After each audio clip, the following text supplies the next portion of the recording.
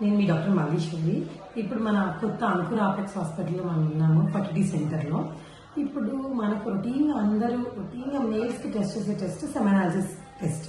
So అందరూ ఏం చేస్తారంటే పాత పద్ధతిలో ఒక న్యూబాస్ చేంబర్లో సెమెన్ ఎక్కిచ్చి దాంట్లో ఒక 10 ఫీల్డ్స్ 100 ఫీల్డ్స్ అట్లా చెక్ చేసి కౌంట్ చేసి మాన్యువల్గా సో అలా రిపోర్ట్ ఇస్తూ ఉంటారు.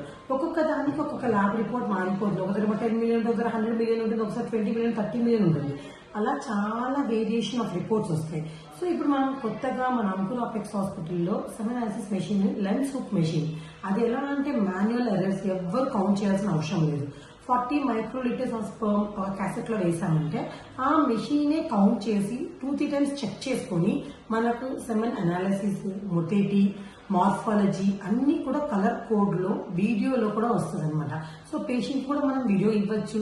సెమెన్ అనాలిసిస్ రిపోర్ట్ చాలా అక్యురేట్గా వస్తుంది. ఎందుకంటే సెమెన్ అనాలిసిస్ రిపోర్ట్ అక్యురేట్గా ఉండడం అనేది ఎంత ఇంపార్టెంట్. ఎందుకంటే ఒక పేషెంట్కి మనం మీ రిపోర్ట్ ఇది అని చెప్పేటప్పుడు ఒక 10 టైమ్స్ చెక్ చేసుకోవడానికి ఈ AI జనరేటెడ్ సెమెన్ అనాలిసిస్ మెషిన్తో చేసుకొని రిపోర్ట్ మంచిగా తెచ్చుకొని వాళ్ళకి ట్రీట్మెంట్ ఇస్తే చాలా బాగుంటుందని అనుకుంటున్నాను.